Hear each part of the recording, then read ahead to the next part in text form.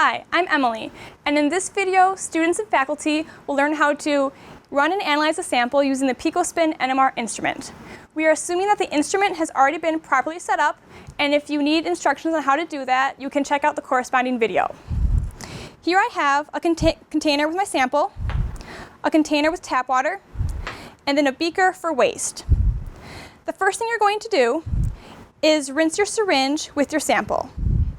You're going to do this just by pulling in about 0.1 to 0.2 milliliters of your sample and then pull it all the way through the syringe so that you rinse the whole thing. And then just release it into the waste container beaker. We're going to do this again. We do it twice so that way we make sure that we thoroughly rinse it. So we pull all the way through again and then release into the container. Now we're going to draw our sample into our syringe, and this is what we're actually going to inject into the instrument. So again, I'm going to pull in about 0.1 to 0.2 milliliters. And now I want to make sure that there aren't any air bubbles in my syringe because I don't want to insert any air bubbles into the instrument. So what I'm going to do is pull in some air as to collect all the air bubbles together. You may need to flick or tap the syringe to get one large air bubble to form. But once you have it formed, you are going to push the air out of the syringe and hold a Kim-White by the edge of the needle so that way you catch any sample that might come out with it while you do this. So now that we have our sample in our syringe, we are going to turn our attention to the instrument. We are going to remove both of the peak plugs in the in and on the out port. In the out port, we are going to insert the drain tube plug.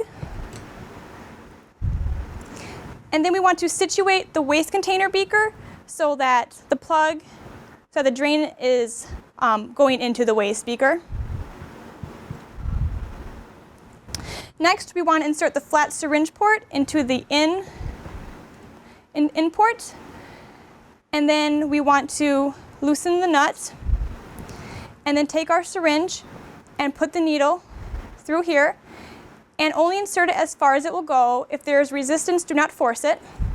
So once it is in as far as it will go, tighten the nut, and then inject your sample by pushing through on the syringe. And as you can see, the previous sample should drain into the waste container.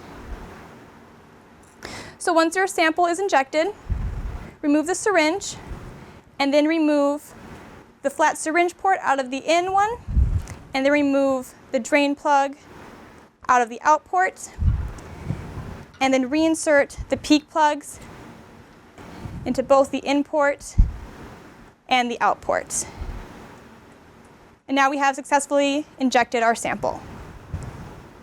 Then you're going to want to clean your syringe for the next user, and you can do this just by rinsing it with tap water the way we rinsed it with the sample. So just draw some tap water into the syringe and pull it all the way through, and then release it into the waste container, and then do this again.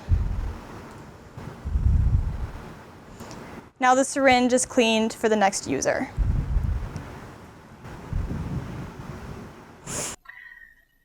Now turning your attention to your computer screen, the first thing you're going to do is click on Files in the upper right-hand corner, and then go down to click on OnePulse Quick Start, and then click on Use these settings at Run.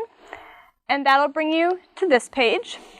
And you're going to want to make sure that all of the settings listed on your screen match the ones that we have provided here. So once you go through and make sure that all the values match up, then make sure that the scan number is set to 1, and then click on Start Run. And in about a minute or less, your spectrum will appear. So this is the first spectrum we have, and we have to do some things to fix it and adjust it. The first thing we want to do is make sure that all of the peaks fall between 0 and 500 hertz. Right now in this one, our peaks are around 14 to 1500, so we want to shift those down hertz values. And what we do is anytime we want to shift hertz value down, we increase the TX frequency, and anytime we want to shift the hertz value up, we decrease the TX frequency. So in this case, we want to move the hertz value down about 1200 hertz. And the rule of thumb is that for every 100 units change for hertz, you also want to then change the last decimal place in the TX frequency by 1. So since we want to shift our peaks down by 1200 hertz, that means that I'm going to increase the last 2 decimal places of the TX frequency by 12. So I'm going to change the 44.2153 to 44.2165. So that's the first change that we're going to make. The second thing we're going to look for is how symmetrical our peaks are, and this is called doing a phase correction. So as you can see currently in our spectrum, we have part of the peaks dipping down into the negative region, and we want all of them to be positive and facing upward. So it looks as though if we were to rotate our peaks here clockwise, then that would bring the negative part up to the positive. And anytime that your peaks look like they need to be rotated clockwise, you're going to increase the phase correction value. And anytime they need to be rotated counterclockwise, then you're going to decrease the phase correction value. So since ours here need to be rotated clockwise, I'm going to increase the phase correction from 90 to 100 degrees, and then hit start run again. And we only ran one scan, so now we brought up this spectrum, and this one is a lot better. All of our peaks are between 0 and 500, and they're all now in the positive, on the positive axis. So once you have a good, adjusted, acceptable spectrum, you're going to change the number of scans from 1 to 16, and then hit start run again. This will take a little bit longer since we increase the number of scans, but after a few minutes, you'll have your spectrum that's shown up. And this is the one that we're going to use to analyze. So you're going to click on Files in the upper right-hand corner again. And then you're going to scroll down to where it says Run Data. And then there should be a link to your file next to Run Data. You're going to click on that, and then click on the window that pops up. And this will take us to the program that we're going to use to analyze the spectrum. Now we have the program open that we're going to use to analyze the spectrum. So the first thing you're going to do is click on Shortcut. And click on the X on the window that pops up. And there are a few things we have to do in order to fix the spectrum now and to analyze it.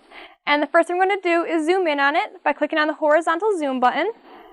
And then with your mouse, you're going to click and drag from the left to the right everything you want included.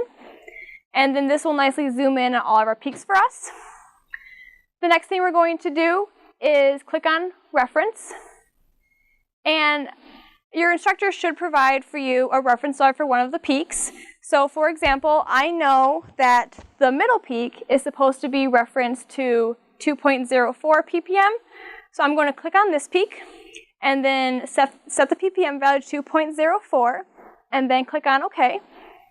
And then this will shift and adjust all other peaks for me. You can click on the green check mark now to exit out of that. The next thing we're going to do is click on Peak Picking. And once you click on Peak Picking, then go over and click on Peak Level. And then you will see this red horizontal bar show up. And what you want to do is drag it down so that everything above the red line is what you want in your sample to be labeled, and everything below it is the impurities. So you're going to click on that, and then everything above gets labeled. So again, then click on the green check mark to exit out. And the next thing we're going to do is click on Integration. And for every peak, you're going to click and drag from the left to the right to integrate the whole peak. And you're going to do this for however many peaks you have in your spectrum. So once you have them all integrated, you're going to click on Manual to exit then. And then again, your instructor may have provided for you an integration value for one of the peaks. If not, then just set the smallest peak to 1.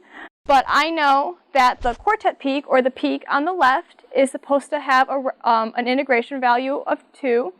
So I'm going to click on the peak and then change the value up there to 2. And that'll change all the other ones for me. So now I can click on the green check mark to exit out of that. Now this is the spectrum that I want. And so what you're going to do now is save it by going to File, Save As.